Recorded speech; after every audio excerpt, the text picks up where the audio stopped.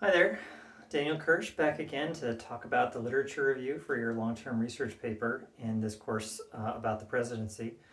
So the first thing that I will talk about, since we already covered really what a literature review is and why you need to undertake one, is some of the specifics about this journal and its interaction with the textbook.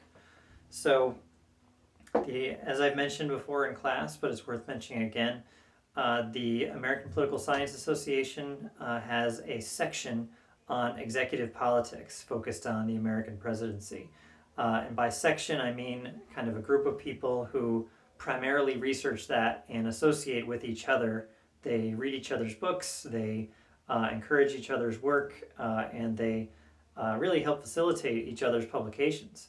They try to make it easier for people to publish things they need for their job. Um, so that is, what the section is, and so the past president of that section is one of the authors of your textbook, Lori Cox Hahn, and she's also, I believe, on the editorial board. I know she's at least published in Presidential Studies Quarterly, because the section itself is affiliated with this Center for the Study of the Presidency, which publishes Presidential Studies Quarterly, and it's the only journal, the only peer-reviewed academic journal that I've mentioned before, that actually publishes primarily research about the American presidency.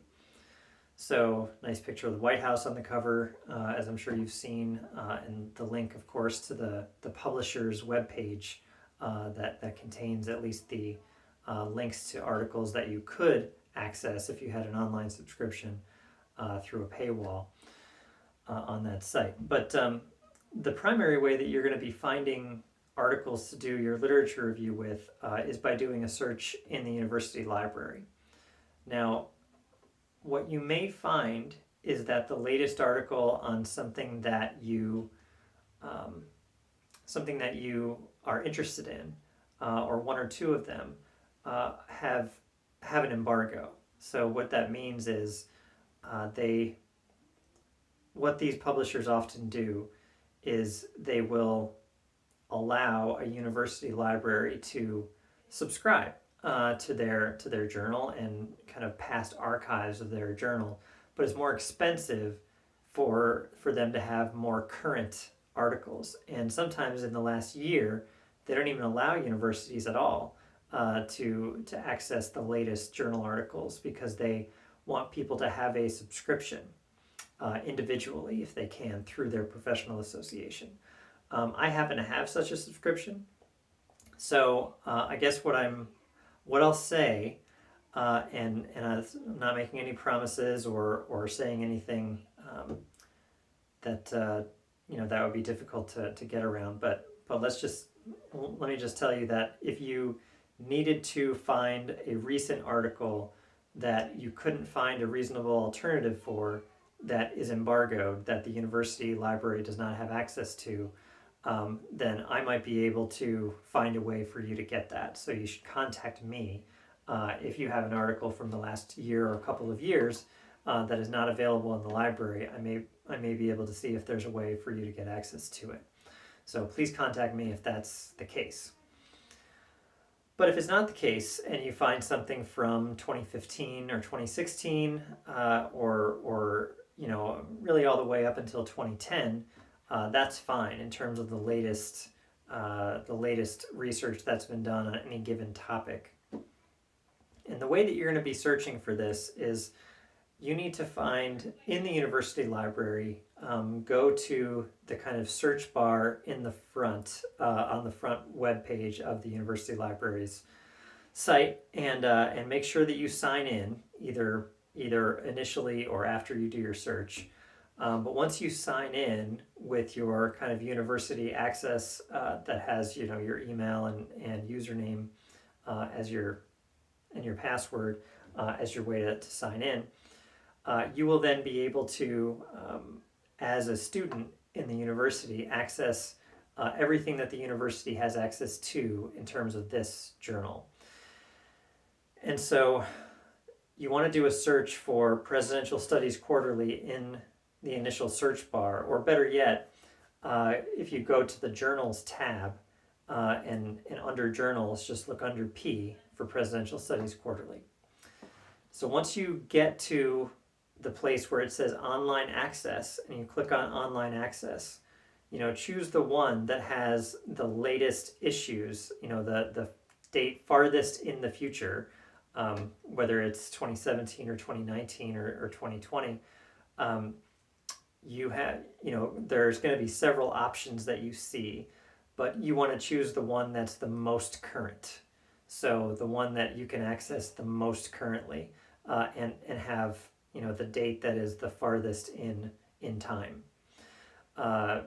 Because otherwise you're just kind of you're making it more difficult for yourself to go and find additional articles. So once you are on the site, whether it's EBSCO or Gale or some other kind of corporation, database corporation that houses these journal articles through a subscription the university has, once you're on a website that has the journal itself, and you want to search within the journal, and when you search within the journal, you want to do a keyword search, and in that keyword search, what I'm recommending is this list up here, and I realize this is a little hard to read, so I'm going to make sure I read it to you. I think if you're not sure about where to start, and you've already gone through maybe some of the questions that I posed in Module A, B, and C for your papers, and you've already kind of done that, and then you've also gone through Chapter 1 and said, oh, that's interesting, and circled some things, or circled things but then realized that these are not interesting to you, I would urge you to do some kind of a search on something that's potentially interesting to you. And the best way to do that when you're searching in a journal like this is to kind of search within the, let's call it the galaxy of people that the president normally associates with. And so that could be anyone in his or her cabinet, the Secretary of State, Attorney General, Secretary of the Interior, any of those folks, or someone who's in his executive office, the Chief of Staff, the National Security Advisor, the Director of the Office of Management and Budget. And if you do some searches for, those titles within Presidential Studies Quarterly, Treasury Secretary, Secretary of the Treasury, do searches that kind of approximate those keywords, then you might find some interesting things about how they relate to the president or the presidency, or how they have in modern history. Some theories, there are several theories about how the presidency operates, and as you will see in Chapter 1 if you haven't read it yet, and I encourage you to, what you'll see in Chapter 1 is basically a series of frameworks about how to study the presidency. And what I mean by that is that the most popular way to study the presidency is historically, in chronological order. You can go from George Washington to Joe Biden, and just chronologically study the historical progression of how presidents have done X, Y, and Z. But the way that your textbook is set up is not that. It's not historical. It's thematic. It's subject-based. So in Chapter 1, they talk about both the personal aspect of the presidency, maybe overly personalizing the presidency, the institutional way to look at the presidency, the way the institution has developed in a progressive way, since it was founded in the 1780s. And besides those, there's the kind of cyclical or theoretical way, and that's a popular one as well. And without getting into that model too much, it's a model that has, by its own admission, increasingly less utility with every passing day, every passing presidency. But historically, at least, it's said to explain a lot, and you can look that up. That's the Stephen Skowronek political time argument. So different theories, you could criticize different theories. You could seek to expand on existing theories. The idea of going public is another theory that you could talk about. You could discuss and discuss whether it's relevant, but you would have to find a literature that engages with the idea of going public within Presidential Studies Quarterly. What going public means, just to give you this example, going public is going over the heads of Congress to appeal directly to the people by the president. Going over the heads of Congress, the media, other institutional players that often will, mediate the language or the force of the office and go directly to the voters, to the people, to try to make a case for one issue or the other. And that's kind of the presidency's bully pulpit. The pulpit being the place where clergy preach from, and the bully pulpit meaning that you have the force of the military and the law really behind you. So that's why it's bully, and it's a the president can be a bully. Like that's what Theodore Roosevelt basically formulated. So you can do keyword searches for various offices, various theories. You could look up a presidency. You could look up, what's been written about, what's the kind of consensus about whether or not Lyndon Johnson was a good president, for example, or John F. Kennedy. Whether right now there is a scholarly consensus or not on whether Ronald Reagan was a good president. Those are things that are very much open to controversy and debate. So you could look up, just to go in depth on a presidency, and the relative greatness of a president is something that is academically dubious, but still, like if you want to evaluate somehow their effectiveness, that is something that you can see how much this journal has engaged with that question and whether they could do more. Policy areas, you could focus on domestic policy and how it's evolved, and some of you have already done this in your papers about Social Security and welfare and education and other aspects of domestic policy that are more economic in nature. I will say, even though I try to keep out of current events with this course, the new coronavirus relief package is after it's been passed, we're learning more and more every day about how ambitious it is. And so there's this kind of $2 trillion package out there that has a massive expansion of really government intervention in the economy and in domestic policy, and in a way that scholars are going to be talking about for years and possibly decades to come.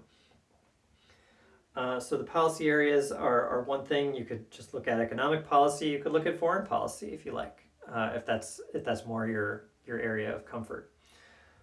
You could also look at campaigning, but you have to do, all of you have done kind of Google keyword searches, and I guess part of the aim of this paper is to demonstrate just how specific the advancement of real knowledge is within any given field. And so you can't just use as your literature review a newspaper article or a journalist book or certainly a fiction book. What you have to rely upon is the premier peer-reviewed journal or books. So let me say a word about books. Probably your best bet in finding a book actually is within Presidential Studies Quarterly, because they have book reviews. You can't cite a book review in a literature review. It just doesn't work. It's kind of too many layers of separation from the source of information. But if you find a book review that addresses your subject, whether it's in foreign policy or it's about Lyndon Johnson or it's about Lady Bird Johnson, then what you can do is seek out that book through maybe an interlibrary loan and make it part of your literature review. And if you do that this week, you actually have enough time to get it over the interlibrary loan if the university library happens to not have it. A lot of books these days you can get through a kind of online alternative ebook access that the library has. So that's worth looking into. Just taking a look at some recent book reviews since maybe 2010, and seeing and that can be your fourth source. That or a journal article from either the American Political Science Review or Perspectives on Politics. Those are as I think I mentioned in class, two of the kind of premier journals in political science, and they're published by the American Political Science Association. So we can go into, in the second round of your draft in module 6, we can kind of modify what some of your findings are based on what your peers say and what I say about some feedback that you get.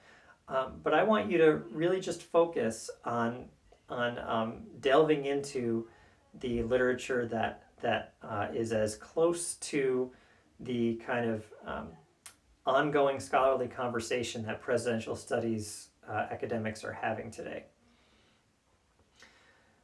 Beyond policy areas, there's also that aspect of the political that is seems to be objectively more exciting to most people, and including students of politics, right? Like, a lot of our political science literature is about campaigning. It's about public opinion. It's about quantitative research. That's fine. That's okay.